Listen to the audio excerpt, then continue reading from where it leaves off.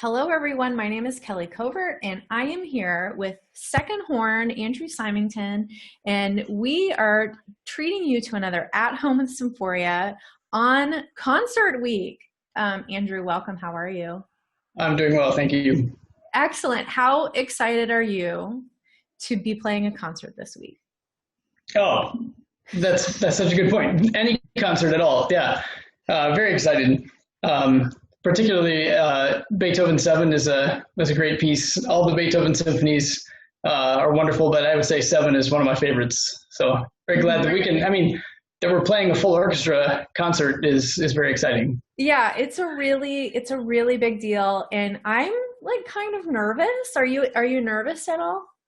Well, I'm thinking about, our new setup where we're farther apart because I'm used to being close to my section, and this time we have our little, uh, Partitions. yeah, whatever, yeah, those, and so I don't know how I'm going to be able to hear the other players. So I'm nervous for that because I'm not sure if it's going to be wildly different or maybe not as different as I expect, but we'll see. Well, the beautiful thing about musicians is we're flexible by nature. And so we'll figure it out, and it's going to be a great concert.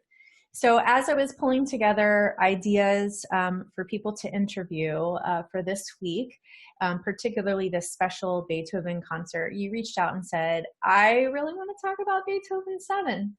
And I think that it's interesting as a second horn player that you wanted to do that. So why don't you tell us why Beethoven 7 is so huge for second horn?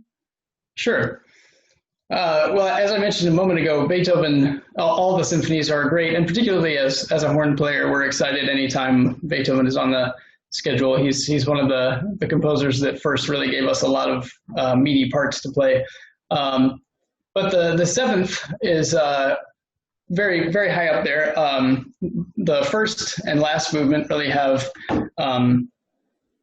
very exciting parts for both the first and second horn part. And for Julie and I, but then also John will be playing assistant, I think. So all three of us will be playing. But I particularly like it because it's very heroic, as so often our horn parts are. But it has a particular exuberance, and so it's not so much like a huzzah kind of heroism, but it's just a fun-loving heroism, and it's all that more enjoyable. And in the middle movements, particularly as second horn, this is a unique piece because I actually have solos, and normally that's reserved for the first horn, although occasionally second horn does get the focal point, and that is the case in this piece. So in the second movement, I actually have a lyrical solo that I'll play in response to probably Alan, the principal clarinet. There's this lovely little melody he plays, and then I get to echo, which is kind of the best way to do it. When somebody else has to do it first, and then I just get to kind of float in after it, that's the best way. And then in the third movement, I have this hilarious little solo that just alternates between two notes. I'm in the low register, and I'm just kind of honking away back there, going back and forth. And that's another thing that's great about this piece is there's so much humor. And Kelly, you would know about this because in the first movement, the basses have this little line at the bottom and then the flute at the top. So he goes from the bottom of the orchestra to the very top and back and forth and back and forth. And it's just hilarious. But so in the third movement, as second horn, I'll be playing one of those hilarious back and forth moments. So yeah. Well, so I also play second flute and piccolo, and it is really rare that when you're playing the second part that you would have a very exposed solo. Yeah. And so does it make you nervous because you're not used to playing solos like that, or are you just like you're ready, you're gonna come in and go for it? Yeah, that's a good question. It's definitely because of how infrequently I do it. There is an extra bit of nerves where it's like, oh no, they're actually focusing on me. Usually I'm playing a supporting role, so there is a bit of an added nerves there. But at the same time, it's fun and try to embrace it. And it's definitely, I'm looking forward to it as well. So one of the things that I find interesting about professional organizations like our own is that regardless of which position you're playing, everyone is equally amazing. And so, my youngest son is in ninth grade, and he plays trumpet, and he'll always say to me, well, who's better? If you're a second chair, does that mean that first chair is better? And I would say, it's just different. Yep. We play different roles and we do different things. And I love it that Beethoven really lets the second horn shine in this, and you will rise to it because you're an amazing horn player. No, thanks. Yeah, that's a good point. I remember, the transition from being a student to a professional, you realize that it's just a different set of skills you have to play the other parts. It's not that you're necessarily not as good.